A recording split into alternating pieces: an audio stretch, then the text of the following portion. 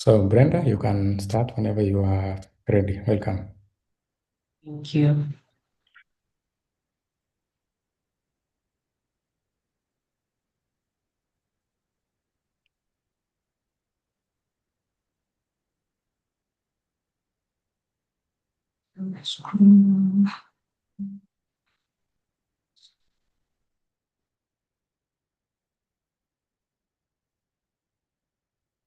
Right. So before I put to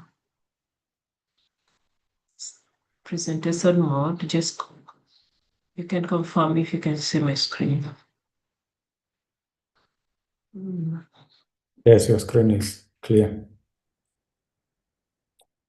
Great. Thank you. All right. Welcome everybody. The number today is low. I expect more people to be joining this session, but they will catch us as we go forward. So, last week we talked about boundaries and energy management. We talked about how many people are not failing because they are not capable, but because they are overextended, they are overwhelmed and emotionally drained. We also say that if you don't protect your energy, you lose your ability to function. If you keep saying yes to everything, you eventually lose yourself. And so today we talk about something that is deeper, because even when you protect your energy, life will still test you. You will still face rejections, delays, uncertainty. So the question today is not, do I have energy? The question is, when life becomes difficult, who do I become? And that is why today we want to talk about resilience, grit, and self-leadership. These terms may sound very foreign, but these are things that each one of us is very familiar with. By the time we get to it, we will get to understand. So please mute yourself and so that you don't disturb the class.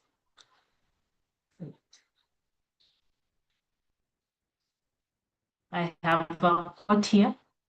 Life will not always give you opportunities. Sometimes it will test you first to see if you are ready for them.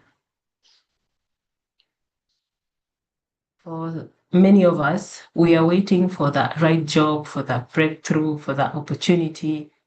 But life works differently. Most of the time, it tests you before it gives. Can you handle the pressure? Can you stay consistent without results? Can you continue when nothing is working? So those are some of the questions that life will ask you before it even gives you an opportunity. So it wants to ensure that you are actually ready before it gives you the opportunity.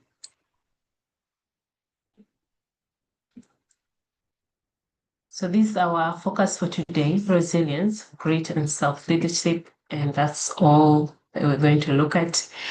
In summary, whatever we're going to talk about, we'll come back to this slide. And then we will reference this slide throughout, but we're not going to just go over it now because it's just a summary of everything that we're going to look at. But throughout, you'll be able to see that whatever it is we're going to talk about, it will just come back to the same slide and in the same manner. Great.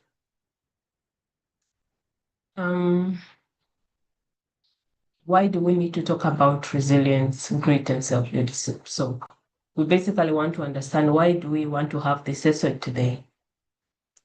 When we take South Sudan, for example, there are so many young people, educated, qualified, willing, but yet many of us are still struggling. You apply for jobs, you don't get any response. You try this, you try that, nothing changes. You are qualified, but you're not even selected. And then pressure comes in, right? Not just from life, but from the people that are around you. Because these people have expectations for you. They expect you to support your family. They want you to be responsible. They want you to be strong. They want you to marry and all. So all those are expectations. And that kind of expectation gives us pressure. And this pressure sometimes is very heavy. So when things don't work out, it doesn't just feel like delay. Yeah, it feels like failure. But sometimes you're not the problem. Sometimes the environment is very difficult. But what will determine your future is how you respond to this difficulty. So then it's important for us today to go through this lesson because we want to be in a position where we're able to understand how we're able to respond to these difficult times, right? Because we've acknowledged the fact that, yeah, things are not easy and things will never be easy, but how do we respond to this difficulty? And that's why we want to have this lesson today. It's all about just for you to understand why it is important for you to go through today's lesson. Right. Please mute yourself. So today's session is about, it's not about making life easy. When we say we need to understand how you can respond to challenges, we are not saying that we are going to try and make life easier just by going through this session, no. Because life will not become easy immediately, but you can become stronger to be able to face whatever challenges that you find yourself in. So this session is more about helping you keep going when there is slow progress. This session is about helping you stay focused when things are unclear. And this session is about helping you handle rejections without breaking down. And lastly, is for you to be able to build discipline beyond motivation. That when motivation goes away, can you still keep going? Right. So this session is basically that. Because success is not built in easy, it's built through the most difficult ones. So that's why it's important for us to be able to go through this session. As I said before, we are not going to say that life will become easier at the end of this session, right? But these are some of the things that we're going to be able to achieve at the end of this session.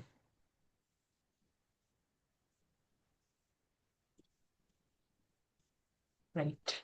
So when we talk about resilience, grit, and self-leadership, the first most important component is mindset. And like here, you can see the first element we have on our slide is the mindset, right? So we're going to go. Somebody is using the whiteboard and is trying to mark my page. Please don't do anything when you are on the call. Just mute yourself and listen in. That is the most important thing for you to do. Don't use the whiteboard because I'm not the one using, so please.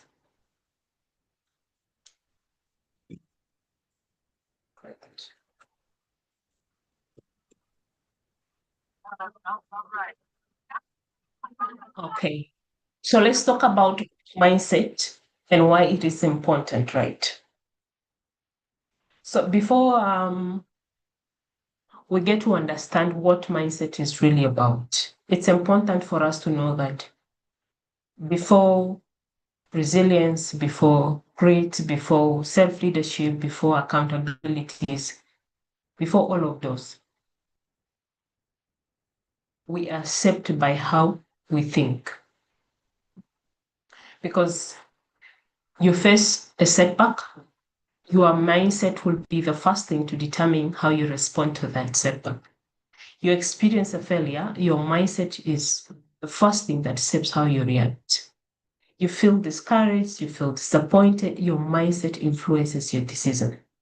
So if you don't have the right mindset, you find yourself giving up easily about things. You avoid challenges, and you also end up doubting your ability, right? But if you have the right mindset, you keep going, you learn from these setbacks, you grow through these difficulties, right? That's why it's important for us to talk about mindset before we talk about the resilience, grit, and the leadership. So mindset is generally about the internal lens through which you interpret things about yourself, things about the environment that you're living in. You talk about your abilities, it's how you interpret that. If you talk about the challenges that are around you, it's how you interpret that. If you talk about the failures, if you talk about the future. So mindset is generally your internal lens through which you interpret all these things that are around you. And it influences what you believe in, right? Sometimes you would find two people who are supposed to approach something, and somebody will tell you, it's impossible to do that. And then another person will say, oh, yeah, I think it's possible. Let's go through it. It's all in the mindset, because the other one, whereas he's saying it's impossible because, yeah, he sees all the challenges, all the limitation. But this other person is seeing what is possible beyond the current challenge, right? It also influences how you respond to difficult circumstances. You're either the person who gives up and, yeah, not to try, or the one that pushes hard and goes through, right? So your mindset is what also helps you to respond through difficult times. So whether you stop or you keep going, all that depends on your mindset. That's why it's the first and most important component when we talk about resilience. We have two types of mindsets. We have one that is the fixed mindset. So a fixed mindset is one that basically focuses on limitations. A mindset that says, I'm not good at this. This is too hard for me to handle. Others are better than me. If I fail, it means I'm not capable. That kind of mindset, that is a fixed mindset. That you're always seeing the limitation, right? And people with a fixed mindset are always avoiding challenges. They give up easily. They fear failure and criticism. When you criticize them, you've killed them. They will never try that again. And then they want to stay in their comfort zone. They don't want to try anything new. But the other one is the growth mindset. So we have the fixed mindset and the growth mindset. The growth mindset is the more progress focused mindset. People with a growth mindset are people who are always positive. They believe they can learn, they can improve. They believe that things are difficult, but they can always try and find a way around it. They believe that failure is part of learning, and they believe that they can get better with effort and consistency, that their capacity cannot be determined by just the failure, right? So that those kind of people have a growth mindset, and they take on challenges easily. They learn from their mistakes. They keep trying despite setbacks, and they seek for improvement and not perfections. So those are the two different types of mindsets that we have.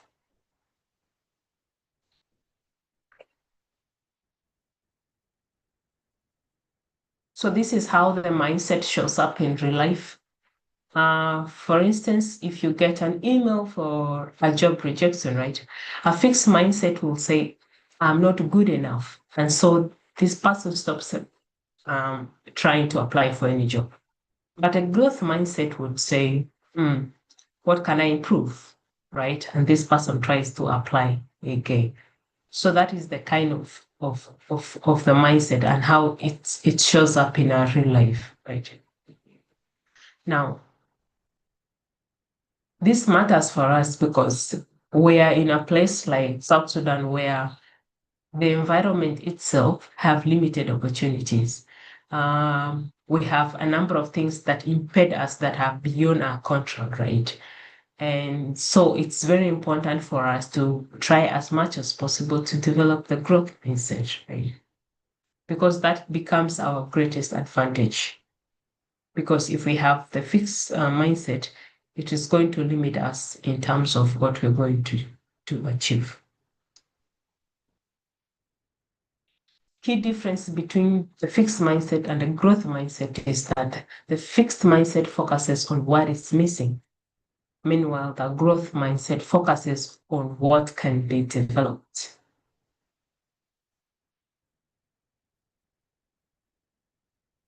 Right. Now that we've talked about this, the mindset, let's talk about setbacks. What we refer to setbacks are basically moments where things don't go as we planned. If you plan on something, it doesn't happen the way you've planned it. That's just a setback in very simple terms. So our reality is this. Setbacks, they are part of our journey, right? You will be rejected. You fail at some time. There would be delays in everything that you do, right? The real question that we should be able to ask ourselves is, will this happen? Instead of saying, will this happen? You should ask yourself, what will you do if it actually happens, right? Because most of us will stop here. So we had the two choices. We stop, we give up and leave it be. We go try something else. Again, we stop, we give up, we go try something else, and we continue in that pattern. Or we learn, we adjust, we reflect, we improve, we try again, we reflect what went wrong, we improve, we try again, right? And that's how we succeed. And that's how growth works. Because for most people, they stop at this point. When that setback happens, they stop there. They don't want to do anything again. It's not because they cannot continue, but because they have not understood failure. And that's why we talked about the mindset. It is their mind telling them, okay, don't go forward, just stop here. It's the fixed mindset. But you are not good at this thing. Why are you trying it again for the second time? Because you're going to fail even if you try again. So that's the mindset speaking to them. So you see this, it will not help you in your growth journey.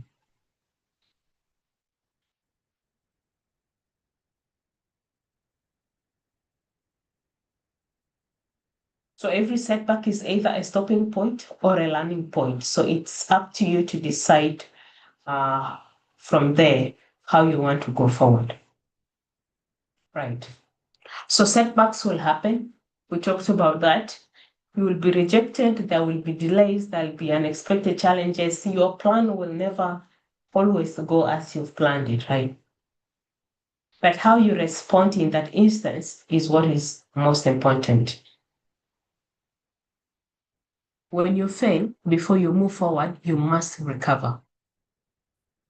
Because you cannot continue effectively if you are still discouraged. When setbacks happen, you feel discouraged, frustrated, tired, you feel like giving up. Yeah, right? But before you continue, you must recover from that setback.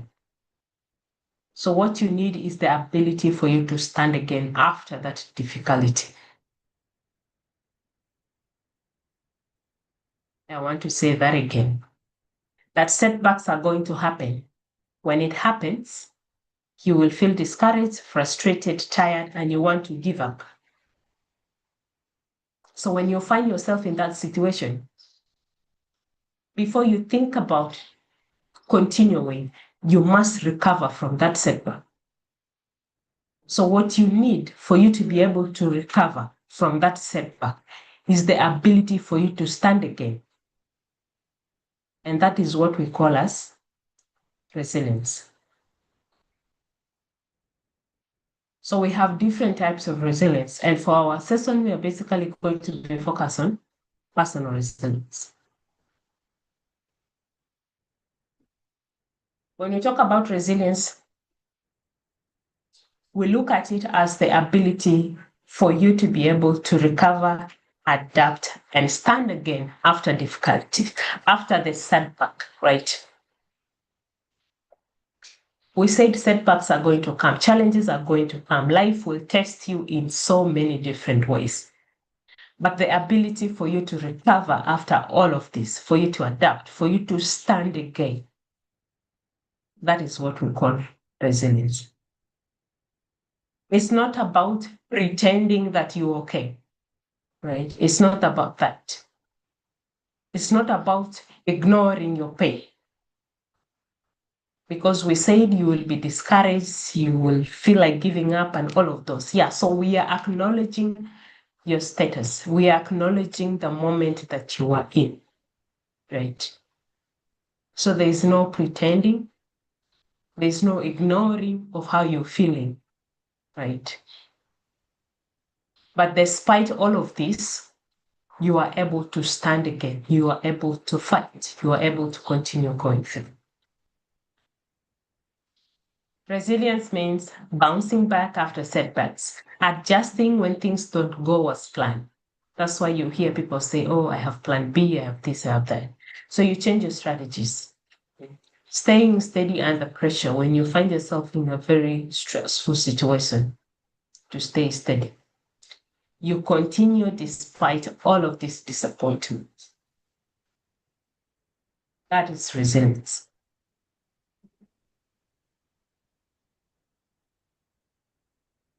I want us to remember this, that life will always knock us down. And that is something that we can all guarantee. There's nobody who would say they have it easy and nothing can happen to them that can put them down, yeah? So that is guaranteed that we will face setbacks. Life will knock us down. Life will teach us, right? But resilience is what determines if you will rise again. Because it is going to be testing everybody. Life is going to be testing everybody. Everybody around you, your friend, family members, everybody, right? Everybody is going through something. It's just that some people are very good at hiding what they're going through. But yeah, people are going through things, right? But the ability for you to see them very strong, admire them, and feel like, oh, they have their life is easy and all that, it's because they are very resilient. So resilience is the only thing that will determine if you will rise again. So this is just some quotes that you can go through later. So this is how resilience look like. You feel the weight of a challenge, but you're not ignoring it. You are in a place where you fail, you're pausing, but again, you're choosing to rise again. You are adjusting your approach, changing your plan, putting in new strategies, because yeah, the ones that you've had are not working again. Continuing forward, even when you have fear, even when things are uncertain, even when you're not sure that you will achieve the results, but yeah, you want to continue going forward. So that's what resilience looks like. It's not perfection, it's not progress. It's not perfection, it's progress, persistence, and self-compassion.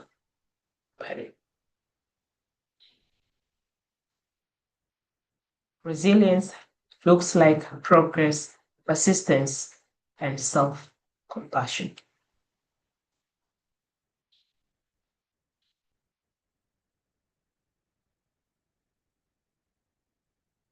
The resilience circle starts from an action.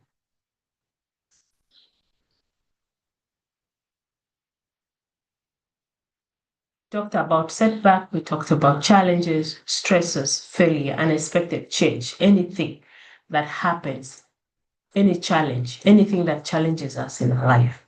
That's where it starts.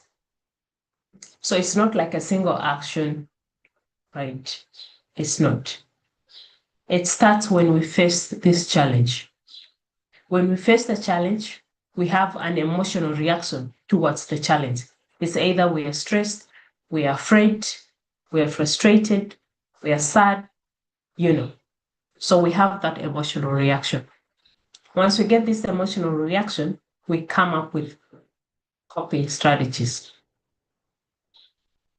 So the choice is up to us to choose how we want to respond. So we have both the healthy strategies and unhealthy strategies. We get to choose. And we talked about this in our previous session on how we can choose strategies and how to respond to challenges.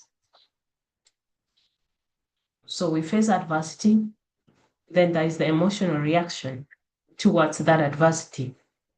And then we come up with a strategy on how we feel we can deal with that stress. And then we have a choice of adapting and growing because we have learned from this, we can change and emerge stronger, or we stay down. So when we stay down, we are not resilient because we are breaking the circle. But if we choose to adapt and grow, then yeah, we are continuing and then we become resilient, right? And that is the entire circle of resilience. So every time you practice this, every challenge that you face becomes part of your growth story because we are not living in a vacuum. We are living in an environment where there's constant change. So we expect that some things will never be the same. So these adversities are always going to come. These challenges are always going to come. How we react, what kind of strategies do we put in place on how we can respond, particularly the healthy strategies. And once we do that, we're able to learn from this challenge that we faced. We're able to adjust how we will approach the particular situation and then move forward from there.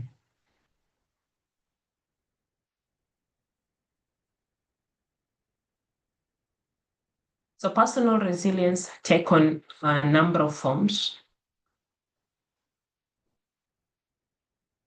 We said resilience is the ability for you to stand.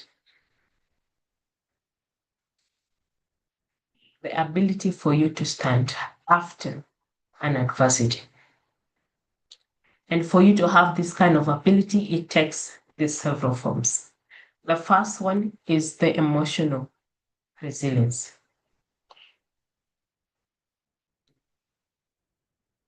Basically, the ability for you to manage your own emotions during stressful situations. For you to be able to stay calm under pressure.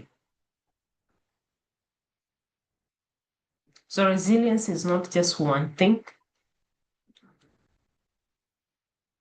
It has the emotional component that tests how we feel. So when a challenge happens, how do we feel about this challenge?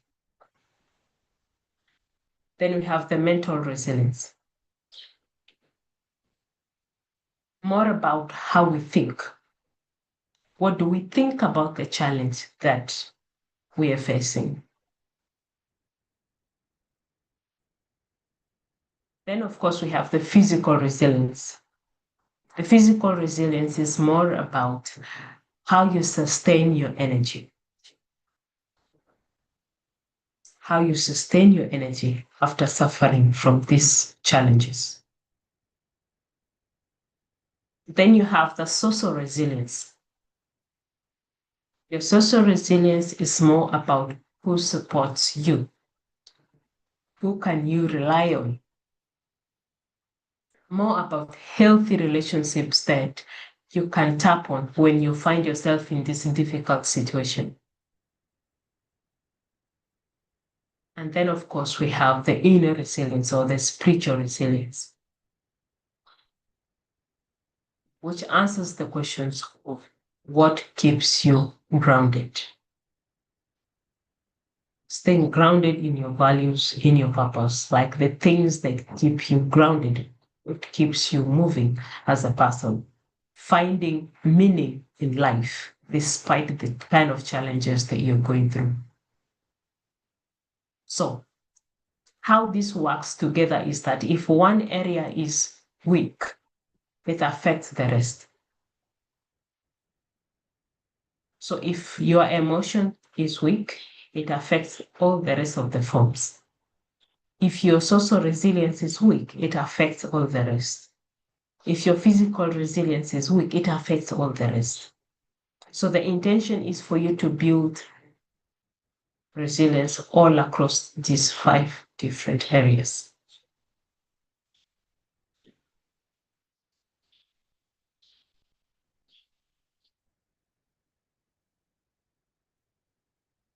Resilience is not an ability that people are born with. It is one of those things that you build over time, and it is continuous. Because, like we said, the kind of life that we live in puts us in a place where we are constantly tested. So resilience becomes a necessity, and this is something that we must continuously build. And how we can build this is from self-awareness. If we are in a position where you're able to understand your own emotions, your strengths, your limits, yeah, and then you recognize how you're able to respond to challenges, right? You become self-aware. You're clear about how your emotions work and how your emotions affect the people that are there around you, right? What your strengths are, what your limits are, what are some of your triggers, and all of those. It's very important. Right? By understanding that, you are able to build resilience. Then you have emotional regulation. When you are faced with any challenging situation, how do you manage how you react to this situation? When you're under stress or under pressure, how do you manage how you respond, right? Being able to control your emotions so that you're not able to act on impulse. Another important pillar of personal resilience is the adaptability pillar. Resilience calls for us to be adaptable, that things will not always go as we've planned, right? But we should be very adaptable, that if things don't go the way we want, yeah, let's opt for plan B, plan C, and the like, right? We should remain flexible in all changing situations. Pillar 4 is on purpose and direction. As a person, you must set clear goals and define your values, so that even if you find yourself in this difficult situation, your goals are able to remind you, it will keep you focused, because that is what is more important, that I must go until I achieve my goals. Another important pillar is building relationships that strengthen you, not those that strain you, that take so much from you. So it's important to build support networks, support systems where you know that when you find yourself in a difficult situation, you can always go to this network and ask for support. And of course, persistence. That despite everything that happens to you, you must continue. Even when you don't see the end result, you must continue. So this is not a natural ability. Nobody is born with this kind of ability, right? It is developed. It is built over time. So everybody has the ability to build resilience.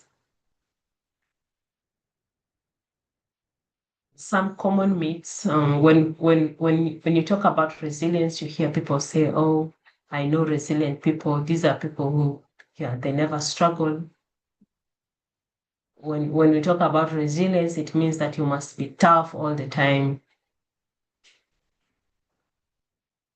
that you are either born with resilience or not. Yeah, those are just myths and they are not the truth. Because, like we said, everybody struggles, so resilience is how you respond to it. And resilience doesn't mean that you must be tough all the time. Sometimes you need to rest, sometimes you need flexibility, sometimes you need just a little bit of self-care. And resilience is not born. It's something that you can learn and strengthen over time.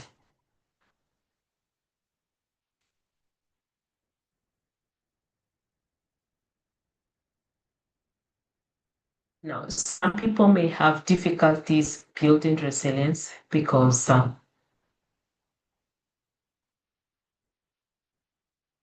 maybe they've undergone a lot of stress and burnout, and you are in a situation where you're constantly overwhelmed without rest, without recovery. So, yeah, you will have a hard time building resilience.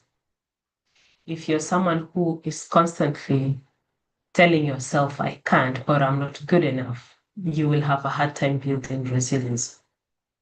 If you're somebody who doesn't have support, somebody who tries to face life alone, face everything alone, you will also have a hard time building resilience. If you're also afraid of failure or change, so you think that by avoiding things, you're able to protect yourself from the discomfort, then you will have a hard time building resilience. So those are some of the common barriers to resilience. And it's important for you to remember that these are things that are not external. These are things that are internal to you. More barriers, rigid thinking. If you are someone who wants to stay as planned, you don't want to change anything, that for you, you cannot adapt to anything. Even if things are changing, that, yeah, I don't want to change. This is what I want to do. Yeah, you will have a lot of hard time building resilience. The perfectionist. That for me, failure is not an option. You know, if you're a perfectionist, yeah, you will have a hard time building resilience.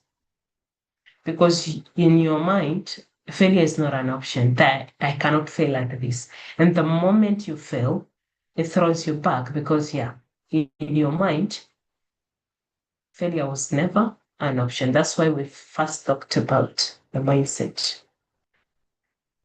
Ignoring rest and recovery, you want to push through exhaustion instead of pausing to reflect, taking some time off and all that. You will also have a hard time building resilience. And of course, avoiding emotions. When you suppress your feelings instead of processing them and accepting, acknowledging them, you try to suppress them. When you're angry, you pretend. When you're sad, you pretend. So when you suppress your feelings, it affects how you build resilience.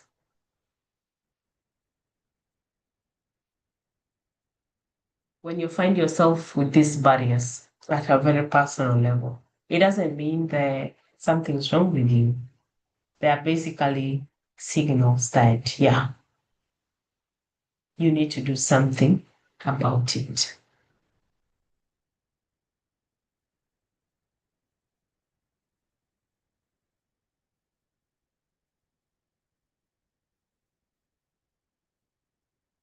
So we've talked about the ability for us to recover.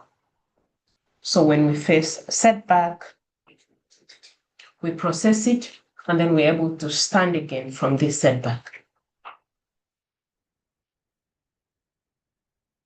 But we are saying that being able to stand back is not enough. We still need to continue this journey. Even when the journey seems to be very long, we still need to continue the journey. So the real question we should be asking ourselves is this: what keeps us moving after we've recovered? So let's say we faced the setback and now we've recovered. Do we stay there or we continue moving? And if we continue moving, what is it that keeps us moving? Because after this challenge, the progress may be slow, results will take time, the challenges, more challenges will come, right? But how do we keep moving forward?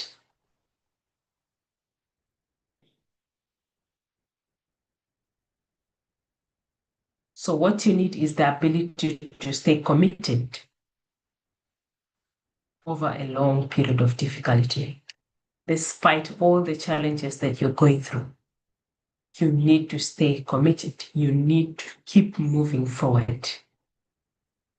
And that is what we refer to as grit. So when you go up there,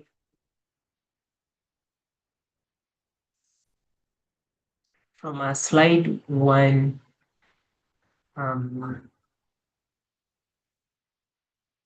before we talked about all of this here, grit.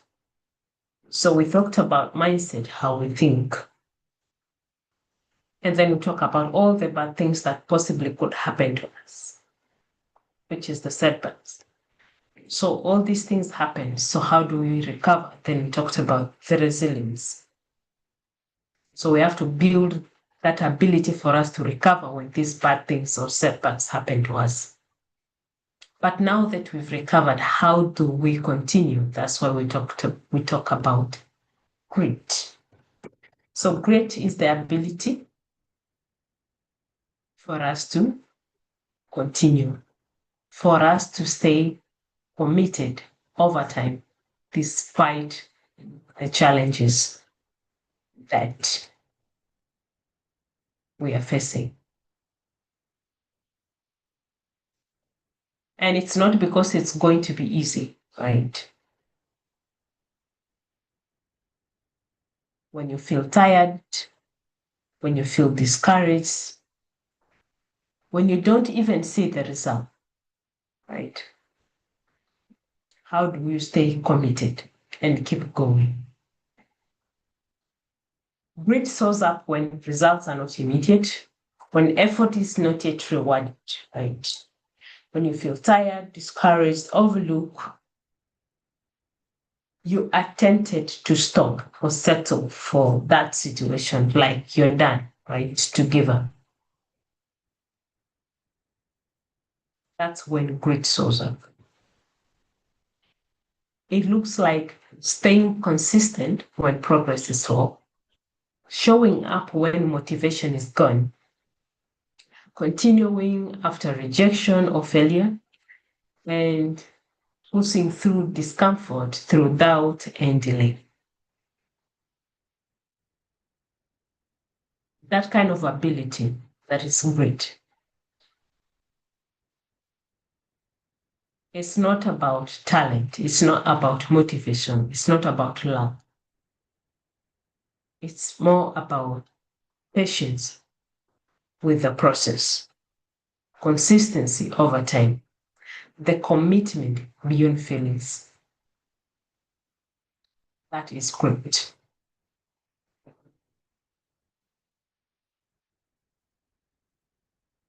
So it's important for us to build grit because it helps us to keep going even when things are difficult.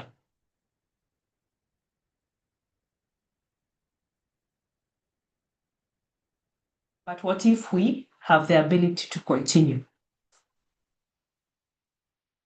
If you have the ability to continue, but somehow we don't have the structure. Sometimes you become inconsistent. Today you try, tomorrow you don't try. You lose focus sometimes. You stop sometimes and start to repeat the same things again. Because at this point, you don't have motivation.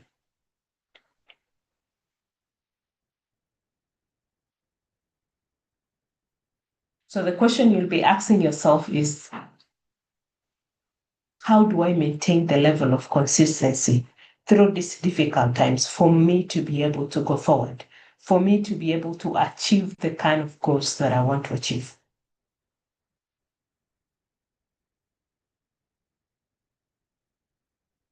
How do I keep going forward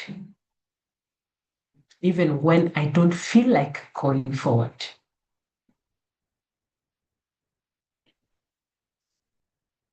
And we can only do that if we have self-discipline. Because at this rate, nobody is watching you, nobody is calling you to tell you, oh, you're supposed to do this, you didn't do, right? So you must develop self-discipline.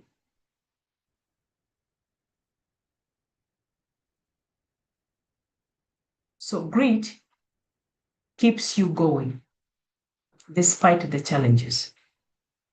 And self-discipline keeps you consistent. If you set your mind, maybe your goal was to achieve something. Self-discipline is that even when nobody's watching you, you must look forward to ensuring that you achieve what you intend to achieve. So self-discipline is the ability for you to do what needs to be done, even when you don't feel like it, even when you don't have the motivation. You have to do what you have to do. Discipline matters because when you have motivation, it is temporary. Feelings change. The results take time. So when you have discipline, it keeps you moving. Because some people are very good at working when there's motivation. For instance, if you have to do something because you will get rewarded at some point, right? Let's take this class, for instance. You are attending this Beauty of Yourself session because you want to gain something at the end of the day. Nobody is going to give you any money if you attend this class or not. You get.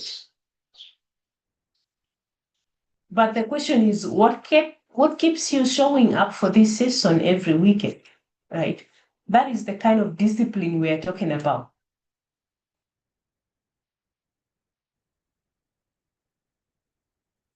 Even if we had promised to give you money and we say, oh yeah, we've changed our mind, we shall not give you money, but you must continue the session. So, okay, the motivation is gone. The only reason you joined was to get the money after that. But now that there's no money, okay, are you going to quit or are you going to continue the sessions? Because the motivation is gone. And that is what is self-discipline. You must be able to show up consistently. Even when things are hard, you must accomplish all your tasks so that you are able to achieve the kind of goal that you've set for yourself. Distractions are going to come, challenges are still going to come, but yeah, you still have to maintain some level of focus. And the only way for you to build this kind of self-discipline is by having clear systems, have clear routines, have time for specific things, have time on when you go on TikToking, have time when you go visiting friends, have time for clubs and booze and all that. Yeah, that's the kind of system that you need in place to be able to build a discipline. You know that at 2 sharp, you must be in the class and you are here, right? Nobody reminded you that, oh yeah, you must go and join the class. Why are you not? No, but you took your time to be here. And that is the kind of discipline that you have clear routines and you're able to work through those routines.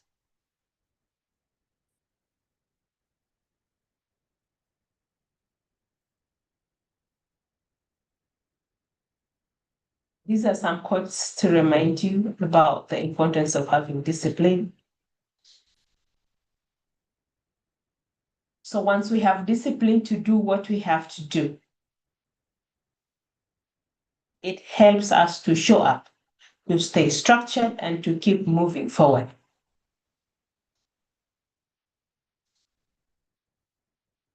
But we're saying that action alone is still not important, because sometimes you can start, but still not follow through. We had, I don't know how many people starting this session already, others have given up because they said these sessions are too tough, they are too hard, and all of those, right? So you may have the discipline and you can start and all that. You can push one or twice, but you will not follow through until the end of the session. You make plans and you still don't follow it. You make the plan, you don't stay committed to the plan. So who holds you responsible for the promise that you've made to yourself? If you took your time to apply for the Build Up Yourself program, and you said, I must finish this 3 months program, that is a promise that you made to yourself. The question is, who is holding you responsible for this promise? No one, right? Because nobody will always remind you. Nobody will push you. Nobody will monitor your progress. It's just you and yourself.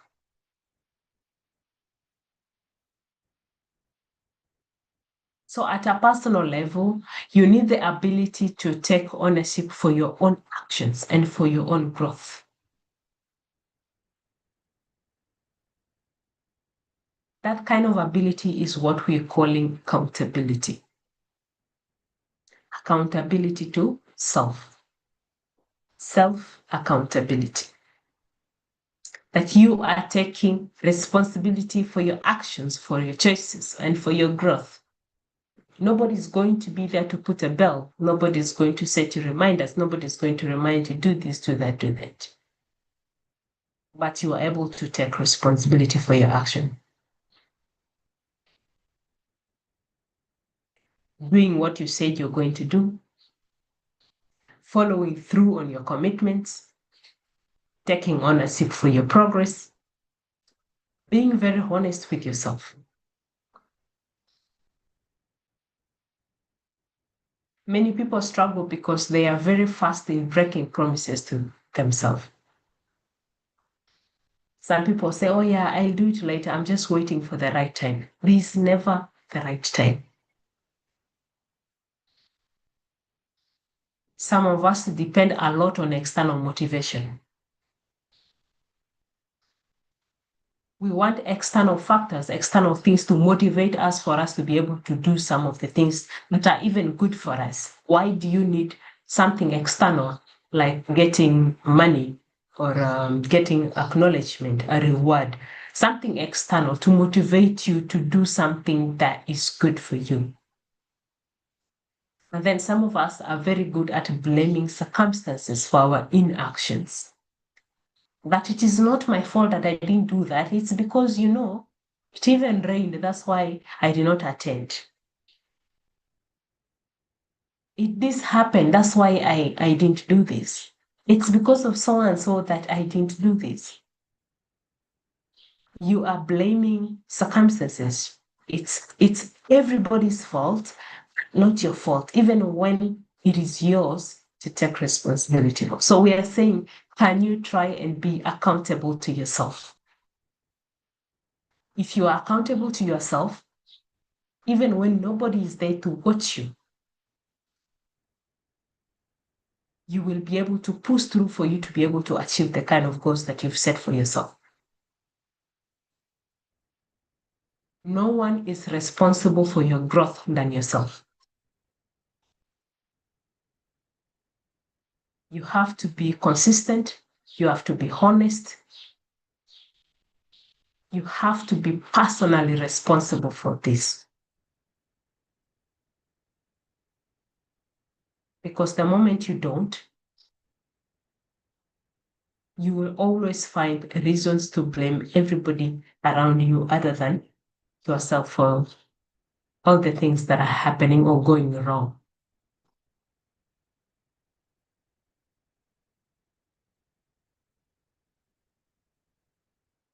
So when we develop self-accountability, we know that it is our responsibility. Like we know if we don't do this, yes, we are the ones who are supposed to suffer the consequences. It helps us to follow through on what we start. It helps us to pursue the kind of goals that we have.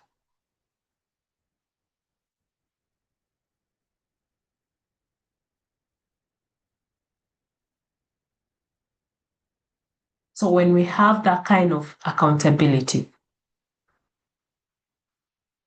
we need another kind of level. We need another kind of guide to our life.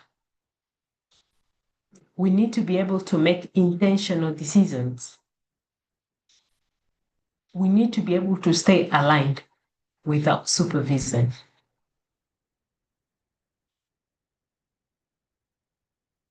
Whether you're out there with friends, whether you're in the club,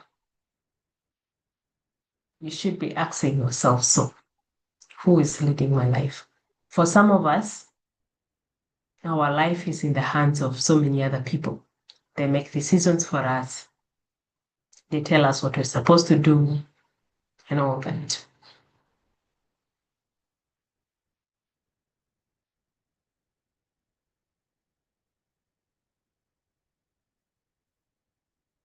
But it is your responsibility as a person to guide yourself through your decisions and through your actions. When you define your core values, when you define your goals, it is your responsibility to guide yourself through all of this.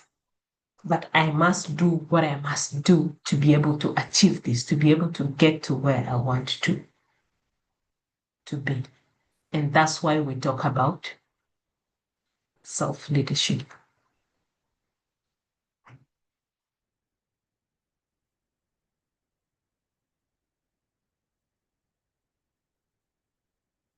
Before you talk about leading others, you must be able to lead yourself. For those who are rooted in self-growth, self-leadership is the foundation of growth. It helps you stay consistent and helps you to achieve the kind of success that you want to see in your life.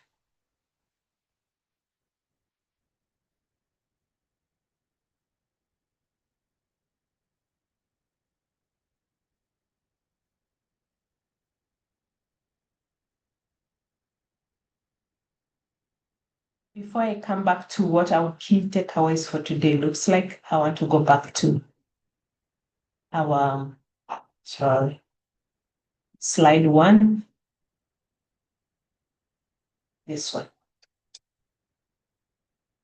So we talked about the mindset, that everything starts with the mindset.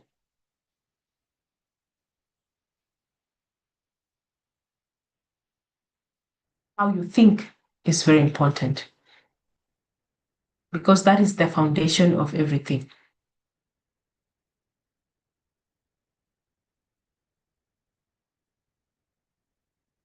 Whatever it is that is happening to us, our mindset is very important. So we asked ourselves, how do we think? When you face a setback, your mindset decides, do I stop or do I continue? You can have two people who face the same challenge, but you will see that one quits, another one grows. The difference is not the situation they face. The difference is not the challenge. The difference is the mindset. Then we talked about setbacks. What happens? We said that setbacks are not optional. They are part of the journey.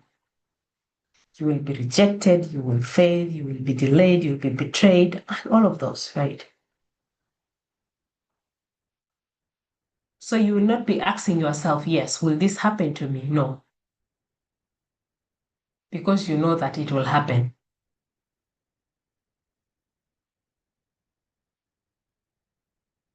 So you'll be asking yourself, what will I do when it happens?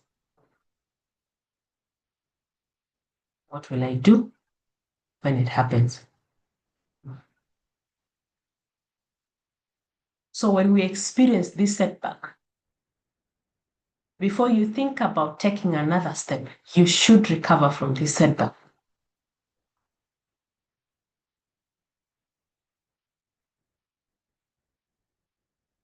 Before you move forward, you must recover from the setback.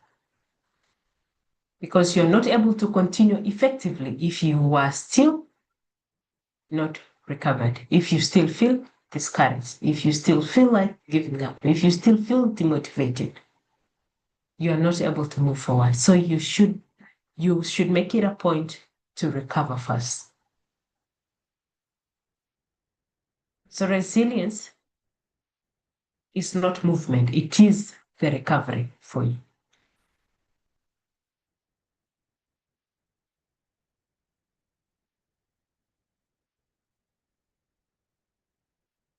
Now that we've understood that, and we said we're clear, and we are doing things that helps us to recover,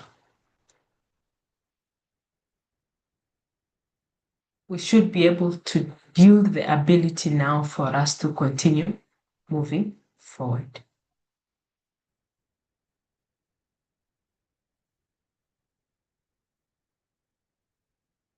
How do you continue? How do you stay committed over time? Not when things are easy, especially when you are in your recovery process, when you're tired, when you're discouraged, when you don't even know if the results will come, right? How do you continue? And that is great.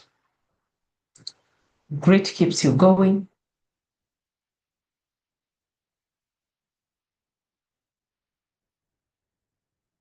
And as you keep going, you must develop a system that can help you stay consistent.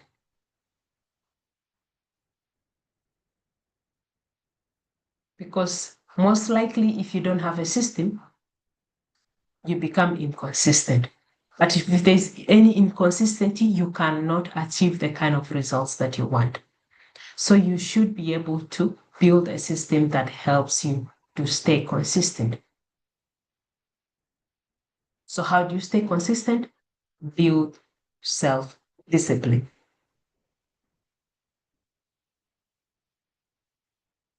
And we said, doing what needs to be done, even when you don't feel like it. Because at this point, your motivation might be gone. Your motivation might be gone. But you still have to do what you have to do either way.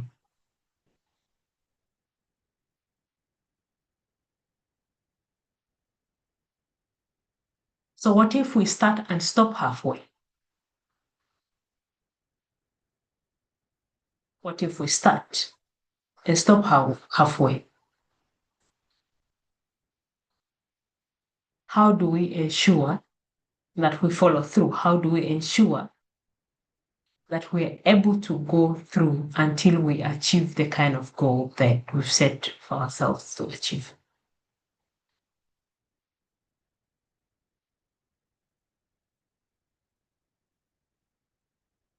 Because no one is coming to monitor us. Nobody will be there to monitor you daily. You may have an accountability partner and all that, but yeah, they are not going to monitor you on daily basis. So at some point, you have to take responsibility. Even when no one is watching, you have to do what you've set your mind on. You have to do all the tasks that you've put in front of you to do so that you are able to achieve the kind of goal that you've set to achieve. And that is what we call self-accountability.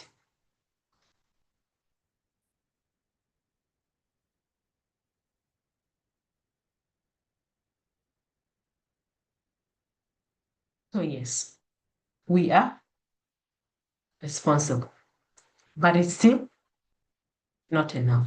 You must be in a place where you are able to direct your life on your own terms. You are in a position where you guide your life. That no one is watching you. Whatever you do, beneath the table, on the table, behind closed doors, no one is watching. How do you make decisions that align with your growth? How do you make decisions that are good for you as an individual?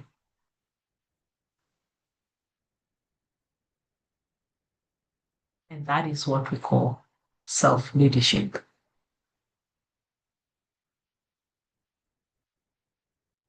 And for all of us who want to take personal growth very seriously, self-leadership is very, very important, because without which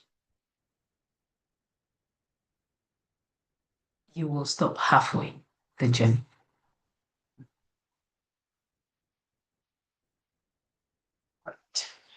So I'm going to go over to my slide on the key takeaways for you. I think that brings us to the end of the session. I hope that we had a great time learning and understanding all these big terms, which are really not that big.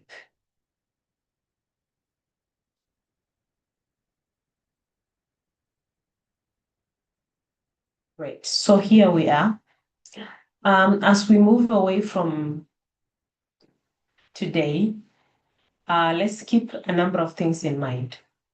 That the mindset is what shapes your response, right?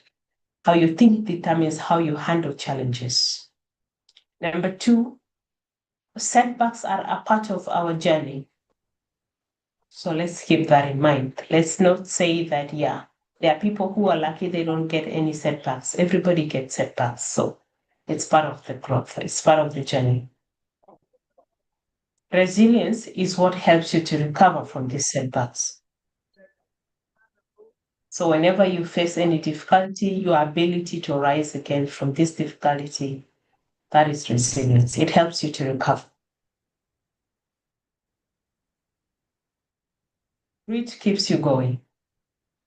Because when you face the challenge, you must still keep going because you have a goal ahead that you want to achieve. So grit is what keeps you going. That you are in these difficult moments, right? But still, you have to keep going. And for you to be able to see the kind of results that you want to see, you must build structures, and that is the self-discipline. How do you keep moving forward beyond motivation?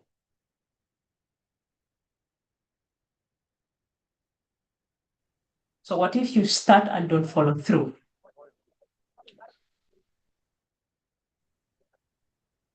You hold yourself accountable through self-accountability, because your growth depends on your ability to follow through to your action. If you set actions, if you put things that you must achieve for you to be able to achieve the bigger goals that you want to achieve, yes, you should follow through and actually go ahead and complete those tasks. If you don't do that, you stay stuck at that point because nobody's coming to remind you that, yes, you said you were going to do this. Why didn't you do that? Right. And then lastly, of course, you must be able to guide yourself as a person. So once you do that, you see yourself achieving all the goals that you've set yourself to achieve. So growth is not about waiting for better conditions. It's more about becoming stronger within the current situation. Your future is shaped by what you consistently do, not what you occasionally feel.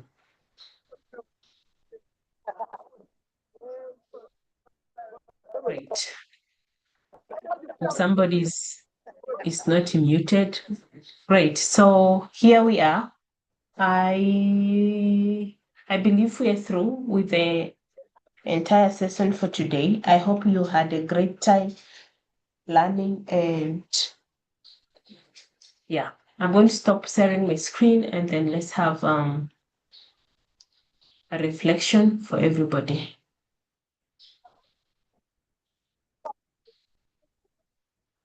Great. Was that too much? Did we get to understand something? Emmanuel, over to you. Thank you so much. Thank you so much, Brenda.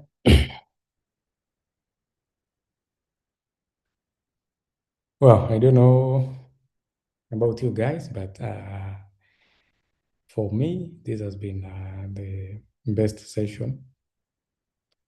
We have learned really a lot. I hope each and every one of you was able to get something to those, whatever Brenda talked about. And it's really important in our day-to-day personal life. And personally, I can say I'm touched and I've learned a lot. Thank you so much, Brenda. Thank you for the wonderful session. I hope each and every one of us is different from now going forward, because it's been a wonderful session. If you've been stuck maybe somewhere, if you've been facing something, I guess today you've got to understand about resilience, about self-leadership, and about grit. And I know you have something to say about it. I see some good comments on the chat board, and we really appreciate you taking part in this.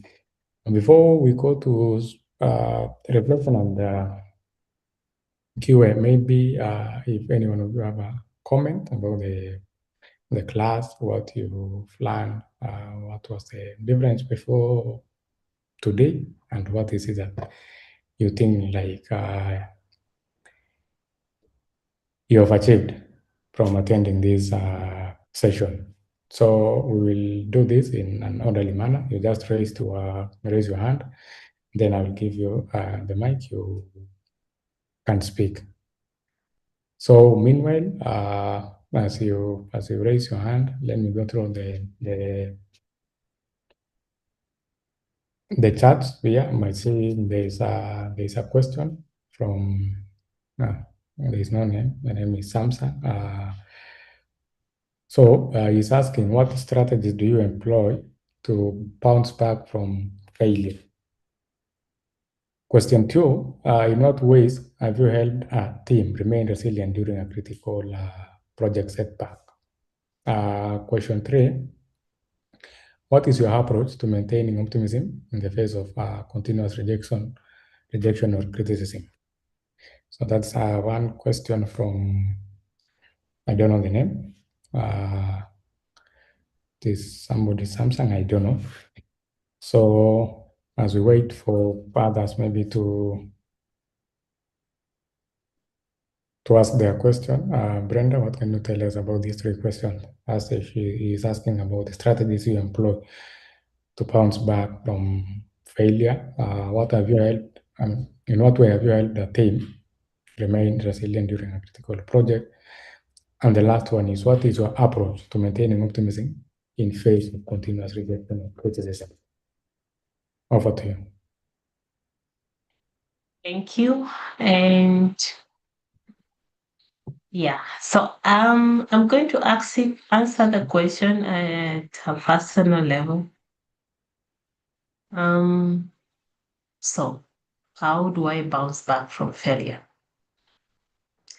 So for me, how do I bounce back is often, for the start, I interpret the failure itself, right? I stop to process because I want to allow myself to feel the disappointment without ignoring it, right? When I feel hurt, I want to acknowledge that, yeah, I'm angry, I'm mad. Yeah, I want to process that because this helps me to avoid carrying emotional weight to the next steps because, yeah, I don't want that. And I'm the kind of person who wants to have things resolved right away. So I take my time to reflect on, yeah, what is this, right? And I acknowledge what I'm feeling at that time so that I am not able to carry any emotion. So when I speak about it, I'm speaking from a clear mind. Number two, I shift from emotions to analysis. So what exactly went wrong? Was this a skill gap? Is it a timing issue? Or maybe just an external factor that has nothing to do with me? You get. So those are the kind of analysis that I do, probably in my head or maybe in my notebook or somewhere. But I ask those questions. So this helps me to turn this failure into a feedback and not a conclusion because, yeah, we said it is part of life and it's going to be happening all the time to everybody, right? So I turn it into a feedback because I'm not about to conclude my entire life because, yes, somebody said I'm not good at something. You get. So I cannot just conclude, yeah, I don't have skill on this or I'm a terrible candidate or I'm that just because I got one failure like that. And thirdly, I'm able to come up with the next course of action from my feedback analysis. You get. So if I'm to take on to the next steps, I'm able to come up with very small now actionable tasks. Because I know at some point I cannot fix all of these things at once. So I'll rather focus on a small progress and not solving the entire problem. And as much as this is happening, I return to take action quickly. You get. Because the longer you stay inactive after a failure, the harder it becomes for you to restart. So yeah, quick action is very important, but take action only after you have analyzed the situation, where this problem is coming from. Acknowledge it, acknowledge how you're feeling about it, right? And then go ahead and analyze it. What caused it? Is it a me issue or an external factor? If it's a you issue, again, go deeper because it could be a timing issue for you. It could be a skill gap that you need to improve. It could be a number of things, right? So that you are able to speak or make a decision from that point and not a point where you have already concluded your entire life based on this setback or this failure that has happened to you. So the most important thing for you to keep in mind is that don't see failure as an end point where you are. Because the moment you see failure as an end point, you are not going to make any growth headways. Don't see failure as an end point. See it as something that needs to be improved by the next attempt. All right. And then another question was about how do you help a team to remain resilient during a critical project setback? I guess you are a project person. So for a team setting, that's why I said in this session, we are only covering personal resilience. So it's personal. So team and the rest are covered under, we have the social resilience, and then we also have the organizational resilience. But our focus for the entire session for today was basically about personal resilience. But at the team level, where we will look at social resilience probably, or an organizational resilience,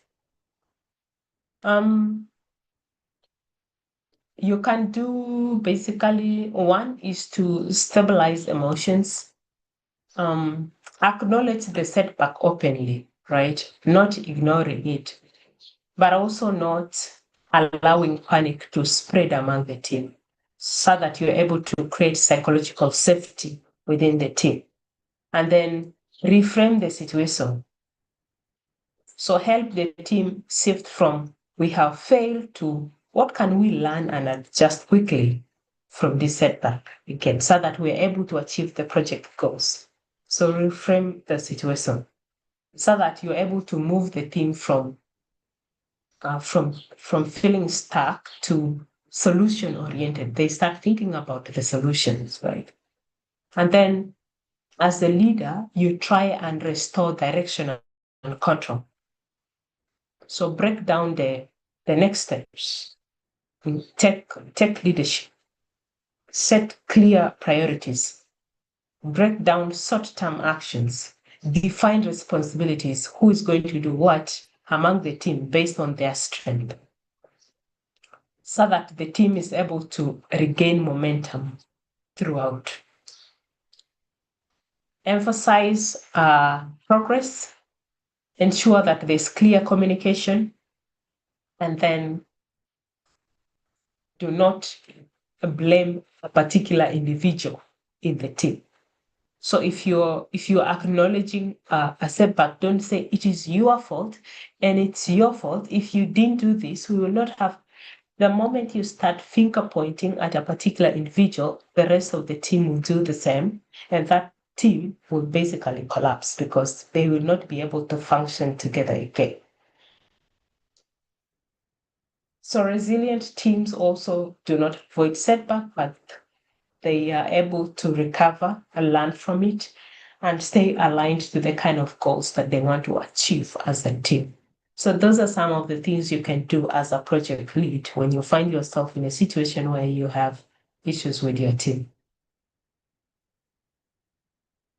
There was a third question. What was that?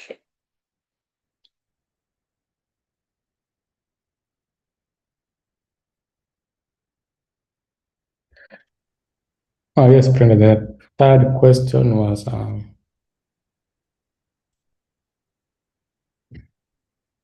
what is your approach to maintaining optimism?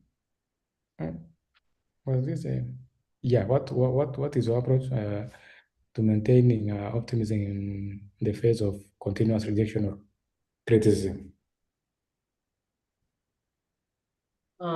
Okay. For me personally, optimism is not about ignoring reality. It's about choosing perspective, right? You should be able to separate first constructive feedback, the one that you can use for improvement, and then external noise. Obviously, that you should be able to filter out. You get. So yeah, be able to separate those two, and then focus on what you can control.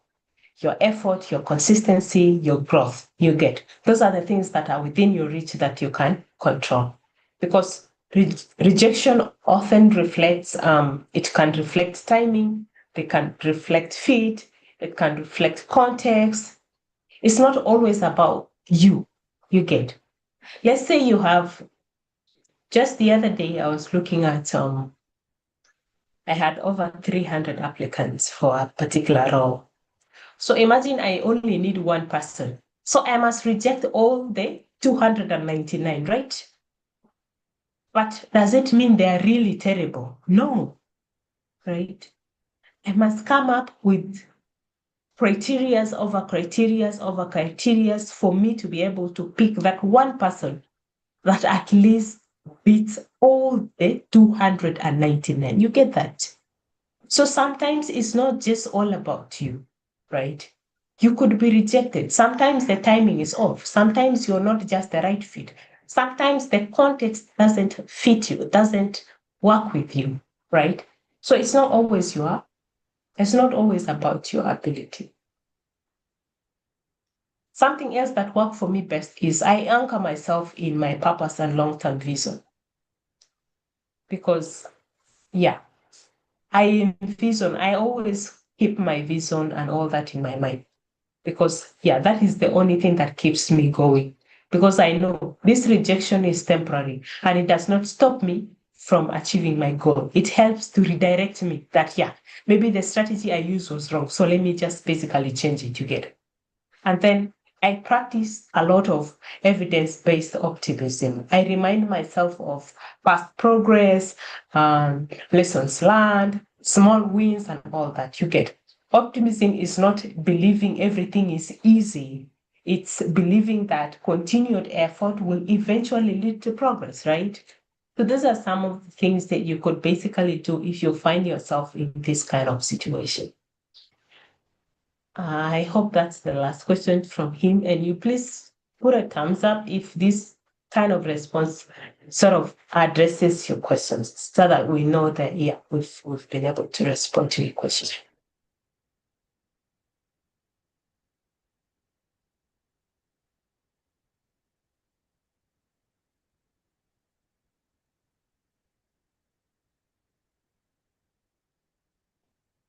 I hope your Right. question. Any more questions? Where is Yes. Samsung?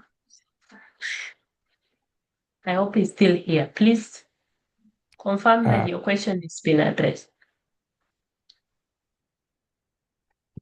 As we wait for his confirmation, maybe we can move to the next question. I saw It's a called question from. Samsung. It's called Nixon Lomini, not Samsung.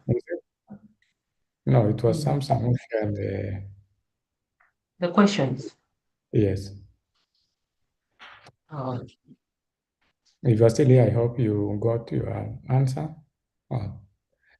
Samsung. So let's continue.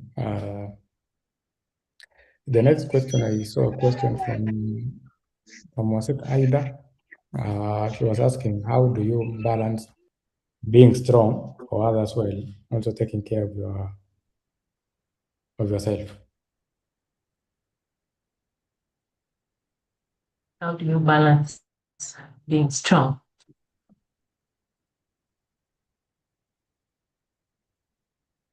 Okay. I'm just going to respond also in terms of my personal experiences as well. Balancing strength and caring for others. Being Yes. strong and doesn't mean that you must carry everything alone, right?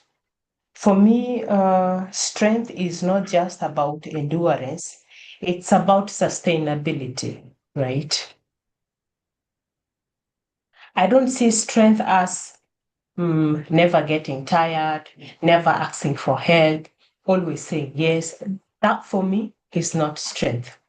I see strength as knowing my limits, managing my energy, making decisions that allow me to keep going long term. That's what I see as strength. What has helped me going so far is that I set a lot of internal boundaries. Even when I cannot say no externally, I still prioritize what truly matters for me as a person. I avoid overcommitment as much as possible. I manage how much I take on at a time. So these kind of things help me to support others without breaking myself. I am able to take care of my capacity, because I understand the truth that if I am not well, I cannot support you effectively. I cannot support others effectively. So I intentionally protect my energy, my mental space, my recovery time. Even though these are just in very small ways, but I do that. Because if I don't do that, I cannot be there for the people that I want to be there for. I also focus on sustainable support.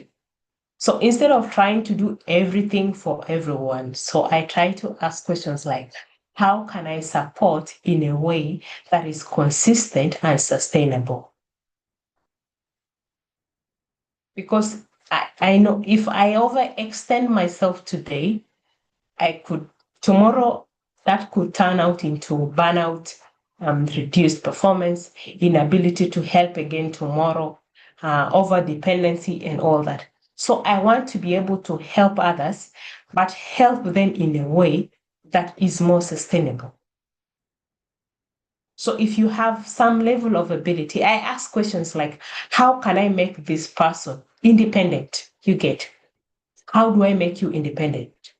So that tomorrow you're not looking for me. Tomorrow you are able to stand tall and help other people in your position. You get.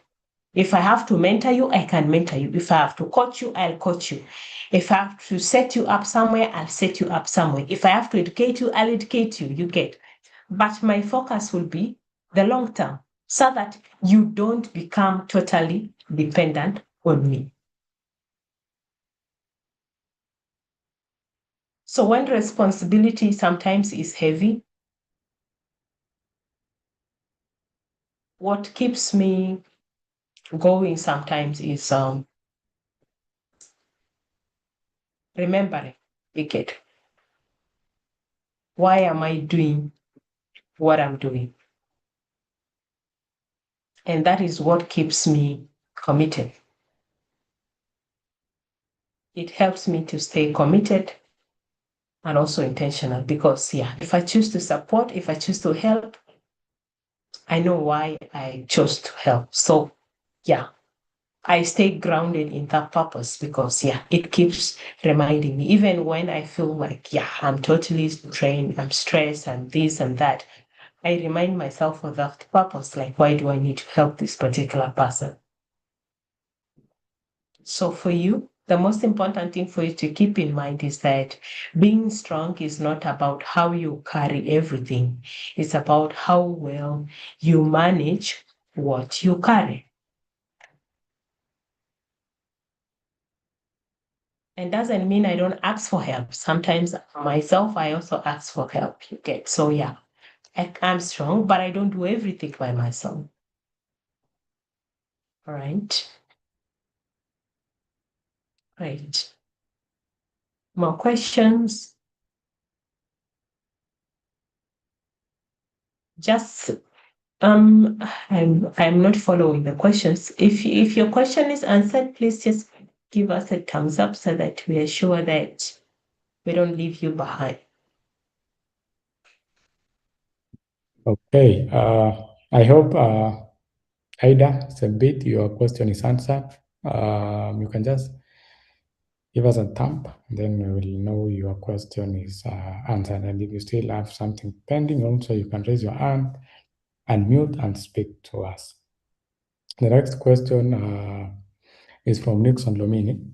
He's asking, how do you handle working with a friend who is resistant to change?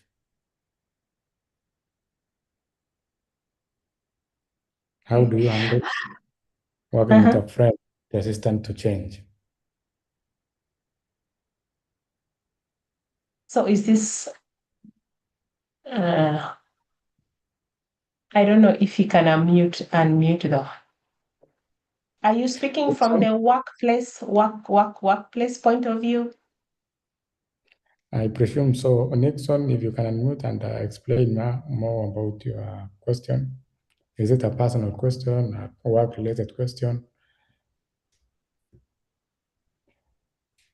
Nixon Lomini?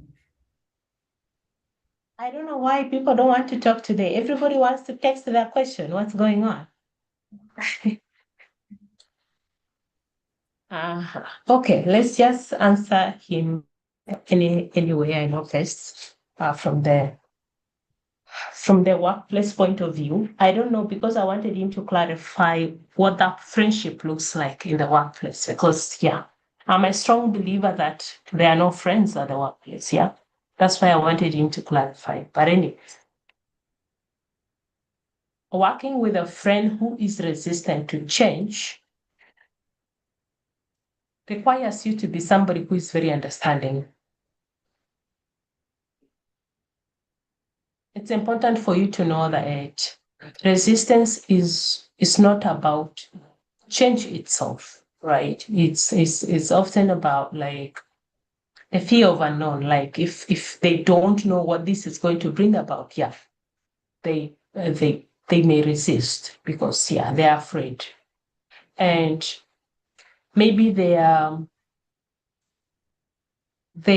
feel uncomfortable with the new ways of working, so they'll resist. Or maybe there was no clarity, so they will resist. So instead of trying to, confront, start by understanding. Understand, engage in a conversation, for instance. So ask them questions that concerns them about the change. So what challenge do they see with this change? This will help you to identify whether the resistance is emotional, practical, or one that is based on a misunderstanding. And then try to separate friendship from responsibility, because like I said, there are no friends at the workplace. In the work context, you must be able to remain professional.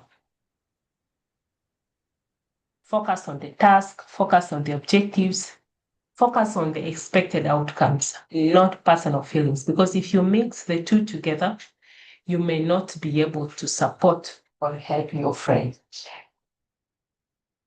Right? And then communicate your why clearly. Communicate why, the need for the change. Because if you're able to communicate the why, they're able to understand. You get.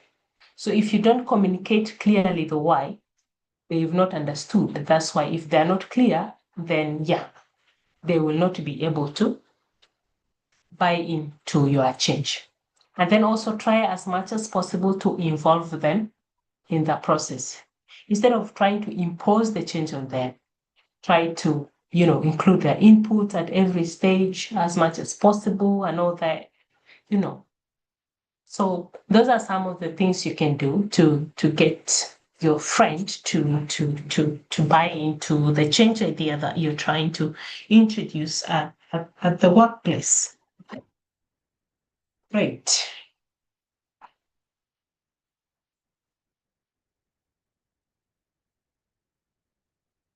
What you, Emmanuel?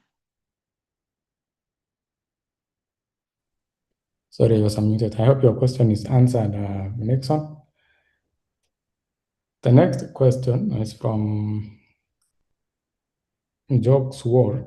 He's asking, from your experience, what separates people who stay aligned with their values from those who drift into doing what's expected of them?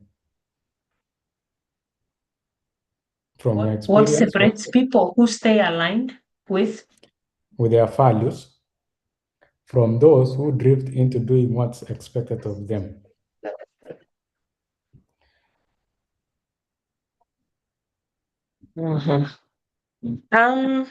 What separates these two people are basically clarity and courage, right? People who stay aligned with their values are clear about what they stand for, what matters most to them, what they are not willing to compromise. This clarity acts as a decision filter. So they filter everything else. Before they do this, they are able to filter this and all that.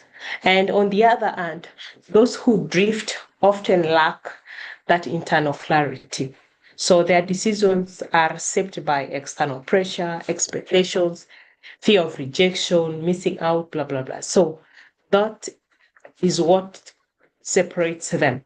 Because even when you know your values, there will be moments where it is easier to conform to what somebody is telling you. It's safer to follow the crowd. It is more convenient to say yes, you get. So the difference is that aligned individuals are not willing to be uncomfortable in order to remain authentic, while others prioritize acceptance over alignment. I hope that answers your question. So if the next question, also we had 3 questions. Maybe you can look at it quickly.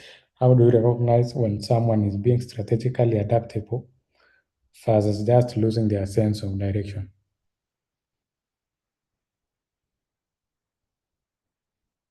How do you recognize when someone is being strategically adaptable versus just losing their sense of direction?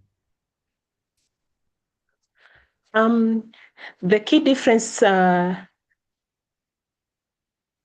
is intentionality and reaction. Someone who is strategically adaptable makes adjustment based on clear goals. They are able to explain why they are changing direction. They remain consistent in their core values, and they also adapt without losing their identity. So their decisions are most of the times purpose driven. And in contrast, someone who is losing their sense of direction reacts to pressure or circumstances.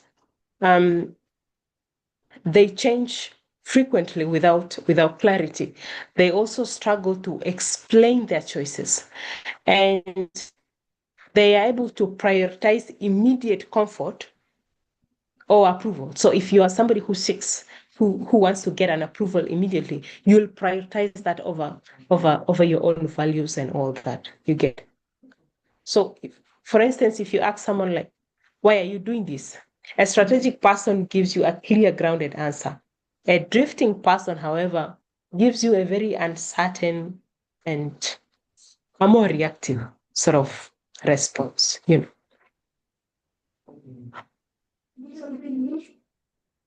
Right. We have, about 2 minutes left. We have more questions. Yeah, we have maybe there's this question from Malaysia Kennedy. He's asking, I'm a person who doesn't feel well with the idea of accepting blames, especially when things happen in my absence, but I'm asked to account. What can I do to fight this in the future?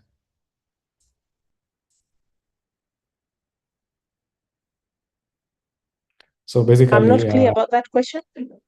basically, Malish is asking, is that kind of person who doesn't like taking blames when certain things happened in his absence. So the question is, how can I fight this in the future so that I can be accountable?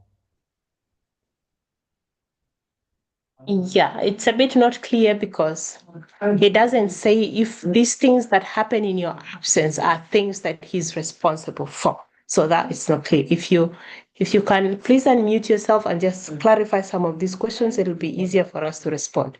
Because something that happens in your absence, we don't expect you to take accountability for them because you are not responsible for it. You get the point.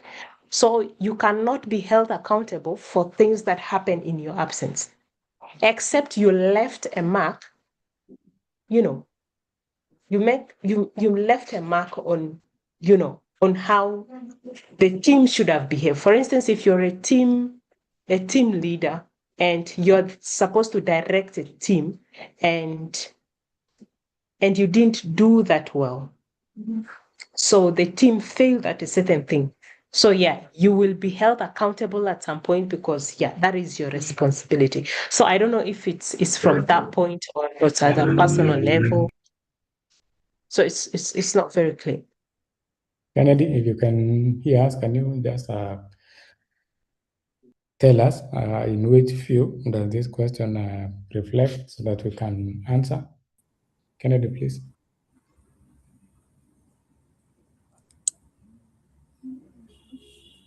Thank you for giving me the opportunity.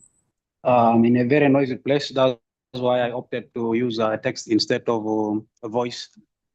I think somehow he managed to speak something which I think makes some sense. Much as my question was not direct, but I got something also which was helpful in what he said. Actually, my question can be like in terms of people who are under my responsibility, which I think she also quoted nicely. Maybe I didn't frame the question nicely, so I got part of the answer while she was trying to answer me the other way around. Thank you.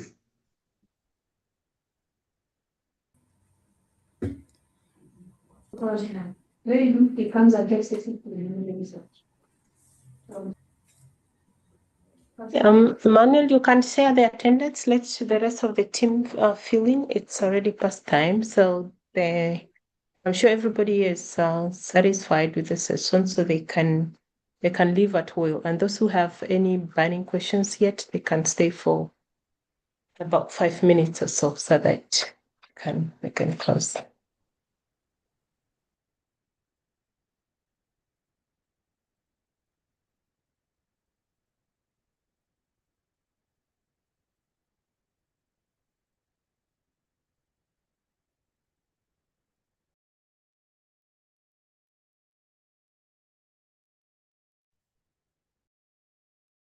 Am I audible? Brenda, can you hear me?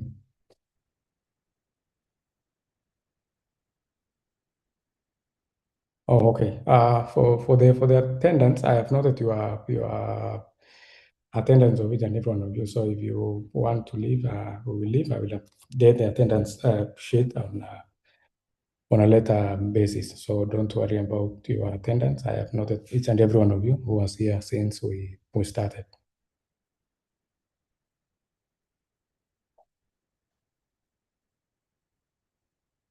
Am I clear? Yes. Okay. Thank you. So as we continue, there are a few questions also.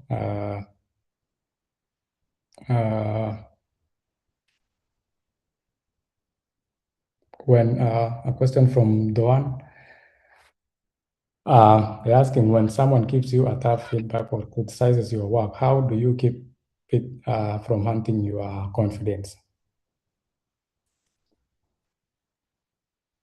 Repeat the question again. When someone gives you a tough feedback or criticizes your work, how do you keep it from hunting your confidence?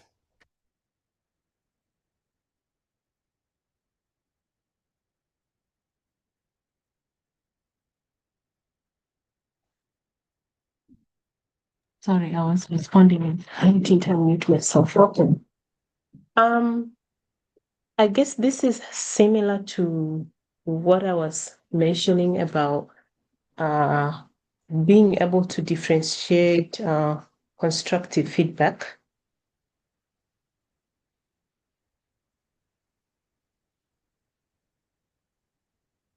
Being able to differentiate constructive feedback from somebody who is basically out there to get you, right? And in the workplace, just like I was mentioning before, that they are no friends, right? And sometimes you may be thinking that somebody is your friend, maybe your manager, maybe your work colleague, but everybody there has an agenda. And when you're in the workplace, please ensure that you are always there to deliver your work, pack your bags, and get home. And because in the workplace, the intention is for you to build a good relationship through feedback, right? But some people are not very good at giving feedback. So when somebody criticizes your work, it can feel a bit personal and hurt sometimes your confidence, and it can also affect how you perform on your job. But remind yourself that maybe this person is addressing the work, you get. So they are addressing the work and not your worth, you get. So if they gave you a task and you did the task and then they told you that you did it poorly, just remind yourself that they are addressing that poor output and not your worth. You get. So before you start reacting, pause, don't respond immediately, because the first reaction is often one that is defensive, emotional, protective. You get. So pause and listen fully. And listen to understand and not to defend. Focus on what the person is saying. Focus on the truth. Focus on what you can learn from that feedback. Even though it's a tough feedback, it can sometimes contain some useful information that you can use. And then acknowledge, even if it's uncomfortable, respond with maturity. You get, because that is the only thing that solves professionalism, openness, and respect in the workplace. And try and filter everything that you receive. Don't absorb everything. Not all criticism is accurate. You get, somebody may be saying that from their own point of view, trying to project you. You get, trying to project them onto you. So don't absorb everything. Ask yourself whether this is a constructive feedback or just somebody's opinion. Does it align with your goals or standards? So that you're able to take only that is what is useful and leave out anything that is not. And most importantly, protect the relationship at work. The goal is to grow and maintain the respect. I hope that answers the question, though.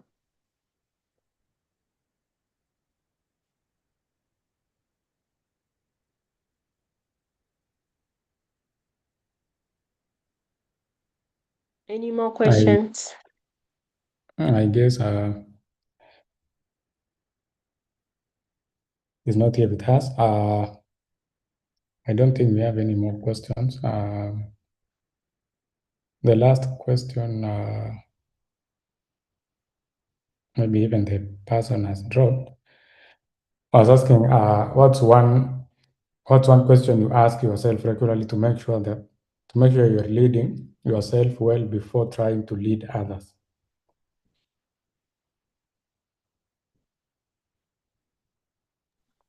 Okay, so like I said before, I've had the question. So for one question that I constantly ask myself that allows me to lead myself effectively is, does this align with my purpose?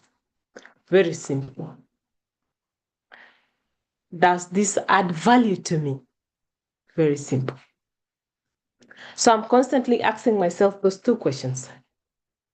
Oh, somebody's asking how? Okay.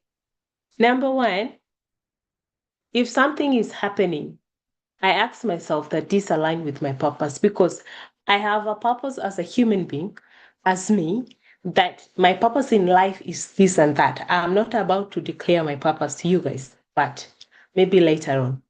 I have a purpose in life. My purpose is this. I have goals that I need to achieve in life. You get. So everything that happens, I ask myself that question. Does this align with my purpose? Does it in any way help me achieve the goals that I want to achieve? That is one. Number two, does this add value to me? So anything can happen. People can come. You can build a relationship. Anything can happen. You get. So the question is, does any of these things that are happening add value to you? Or it is basically there to drain you? You get. So anything that is there to drain you, yeah, you filter it out. But anything that adds value to you, yeah, that's what you accept. So those are the two questions that I constantly ask myself.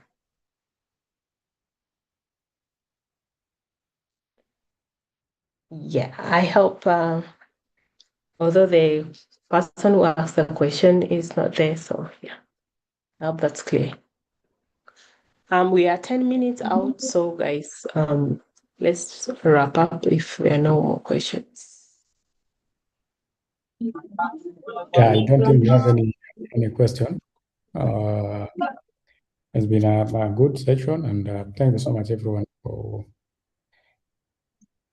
participating in this beautiful and wonderful session. I don't know if I left anyone.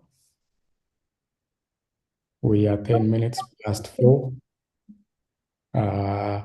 If you still have something, this is the last call. But if you don't, we appreciate you. We appreciate you taking time to attend this session today. It's been a wonderful session, and I'm sure each and every one of us, we have learned something. And going forward, we are going to implement what Brenda shared with us.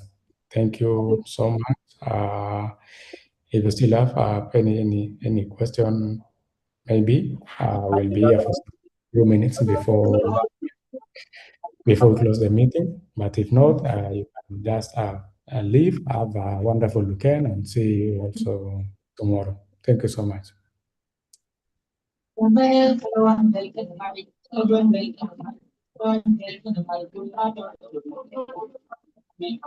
Thanks, everybody. Have a good evening.